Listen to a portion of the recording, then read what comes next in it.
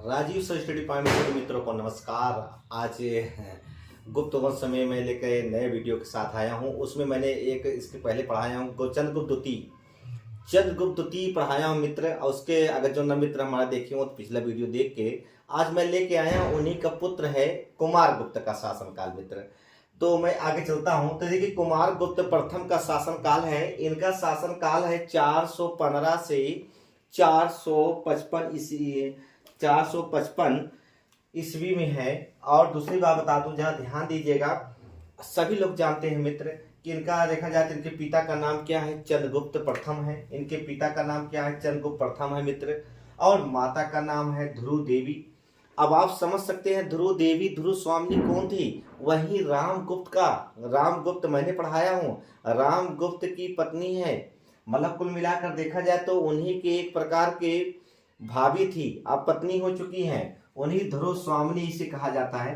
तो ध्रुव देवी कह लो या ध्रुव स्वामिनी कह लो, एक ही नाम है। और देखा जाए तो उन्हीं से उत्पन्न, मतलब ध्रुव देवी से उत्पन्न कौन है, कुमारगुप्त प्रथम है मित्र। और देखिए उपाधियां की बात कर लें तो इनकी उपाधियों से लैस है। अब आप समझ सकते हैं इतनी बड़ी उपाधियां किसी साम्राज्य में नहीं है।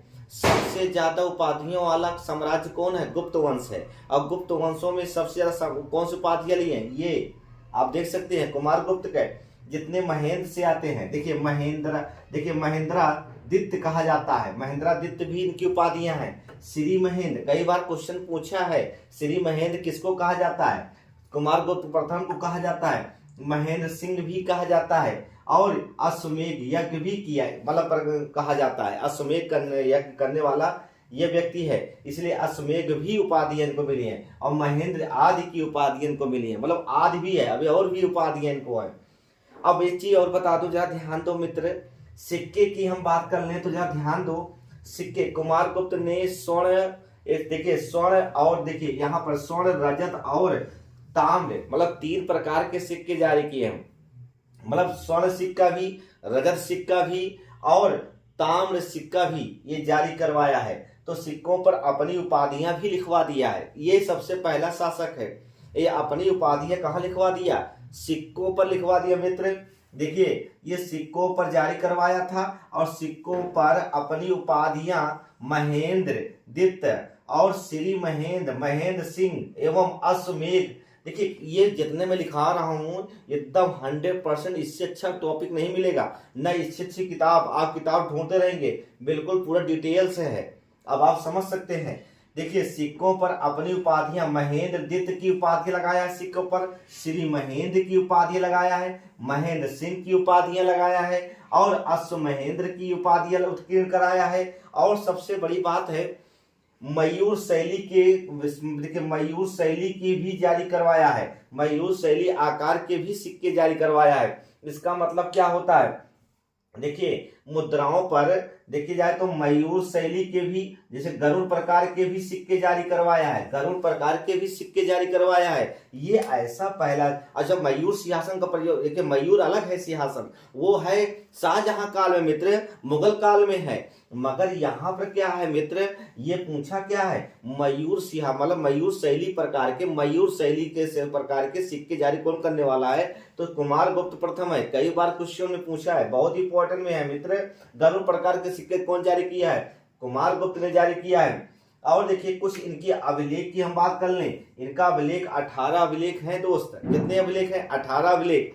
अब आप समझ सकते हैं, और सब पत्थर जानते हैं, जितने भी अभिलेख हैं सब पत्थरों पर लिखे गए अभिलेख हैं। हाँ एक चीज बता दूं आपको, सम्राट अशोक ने 14 बृहद शिलालेख लिखवाया था और इन्होंने 18 अभिलेख लिखवा डाला, मतलब उनसे कम नहीं है। वीर तुम बढ़े चलो, समझे।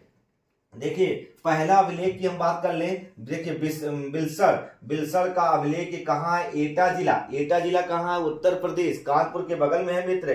देखिए मन कुंवर का अभिलेख कहाँ, इलाहाबाद में है, ये यूपी में है। और देखिए गढ़वा का 2 शिलालेख कहाँ है, इलाहाबाद में है। अब आप समझ सकते हैं यूपी में है। मंदसौर का अभिलेख कहाँ है, मालवा कहाँ है, एमपी में। और देखिए करमडंडों का अभिलेख कहाँ है, फैजाबाद, यूपी में है। मैंने सारे डिटेल लिखा दिया हूँ, चाहो तो पूरी कॉपी बना लो मित्र। ये सारे अभिलेखों को मैंने चर्चा कर दिया। उदयगिरी की गुहा लेख कहाँ है, एमपी में है। तैमूर, तैमूर का विलेज कहाँ है? ग्वालियर में है, ग्वालियर एमपी में है। और सांची का विलेज कहाँ है? रायसेन जिला, रायसेन जिला कहाँ? एमपी है। मथुरा अभिलेख कहाँ है? उत्तर प्रदेश में है। अब आप समझ सकते ये 9 अभिलेखों को मैंने चर्चा किया हूं। और ताम्र भी लिखे, ताम्र पर भी लिखे गए हैं, ताम्र पर भी लिखे गए अभिलेख हैं। वो कौन कौन से हैं आइए इसको भी देख लेते हैं। ताम्र पर भी लिखने वाला देखिए, पहला है धनदेव का अभिलेख, दूसरा है दामोदरपुर का अभिलेख और बैग्राम का अभिलेख। ये सभी कहाँ है मित्र? ये सभी पश्चिम बंगाल में है, सभी पश्चिम बंगाल में है दोस्त। और सबसे बड़ी बात क्या होती है दोस्त, ये देखा जाए तो ताम्र पर लिखने वाला पहला शासक है अभिलेखों पर, पत्थरों पर लिखाया और ताम्रों पर भी लिखाया। नालंदा विश्वविद्यालय की हम बात कर ले तो नालंदा, एक चीज और ध्यान दो, सबसे प्राचीन विश्वविद्यालय की अगर बात करता है तो सबसे प्राचीन विश्वविद्यालय कौन है? तक्षशिला है विश्वविद्यालय दोस्त। मगर अगर पूछेगा कि नालंदा विश्वविद्यालय की स्थापना किसने किया है? कुमार गुप्त ने किया है। ये विश्वविद्यालय कहाँ है? आपको ये भी बता देता हूँ, ये बिहार में है। ये बिहार पटना जिला आप नाम सुने होंगे, तो वहीं पटना, उसको पहले मगध कहा जाता था, समझे। तो ये विश्वविद्यालय भारत का सबसे प्राचीन विश्वविद्यालय है। और देखा जाए तो सबसे प्राचीन विश्वविद्यालय है। यह विश्वविद्यालय कहाँ स्थित है? बिहार राज्य में स्थित है। और ये सबसे बड़ी बात क्या होती है, इसमें ये बौद्ध धर्म की शिक्षा दी जाती थी। ये सबसे बड़ी बात है। नालंदा विश्वविद्यालय किसके लिए जाना जाता है? बौद्ध धर्म की शिक्षा। इसमें 10-10 हजार छात्र एक साथ पढ़ सकते थे, इतना बड़ा विश्वविद्यालय था ये, हल्के मत लेना मित्र। और मोहम्मद गोरी का दास आया, मोहम्मद गोरी का दास कुतुबुद्दीन ऐबक, नाम सुने होंगे मित्र। और कुतुबुद्दीन बख्तियार खिलजी ने क्या किया? कुतुबुद्दीन बख्तियार खिलजी ने 1203 ईस्वी में क्या कर देता है? नालंदा विश्वविद्यालय को ध्वस्त कर देता है। और जब नालंदा विश्वविद्यालय को ध्वस्त कर देता है 1203 ईस्वी में, और यही विनाश करता है। अब आप समझ सकते हैं, तो कुल मिलाकर देखा जाए तो नालंदा विश्वविद्यालय को ध्वस्त करने वाला शासक कौन है? यही है। और दूसरी बात जरा ध्यान दीजिएगा कि ये विश्वविद्यालय ये बिहार में स्थित है। तो ये मित्र हमारा छोटा सा टॉपिक है कुमार गुप्त का शासन। मगर इनके शासन काल में होड़ों ने आक्रमण कर दिया, और जब होड़ों ने आक्रमण कर दिया तो इनको अपने पुत्र को भेजा। इनका पुत्र कौन है? अस्कन गुप्त। अपने अस्कन गुप्त को भी देखना चाहता था, अपने पुत्र को भी देखना चाहता था कि मेरा पुत्र कुछ बुद्धिमान है कि नहीं है। तो ये अस्कन गुप्त ने उसको जाकर दबाया था। ये है मित्र कुमार गुप्त का शासनकाल। ये जितने हम तो ये चाहेंगे, इसको आप एक पॉइंट नोट कर लो, सारे पॉइंट, और नहीं तुम्हारा 2 बार वीडियो देखो, 100% याद हो जाएगा मित्र। तो ये कैसा लगा? लाइक और सब्सक्राइब ठोक के करिए मित्र। बहुत बहुत धन्यवाद जी।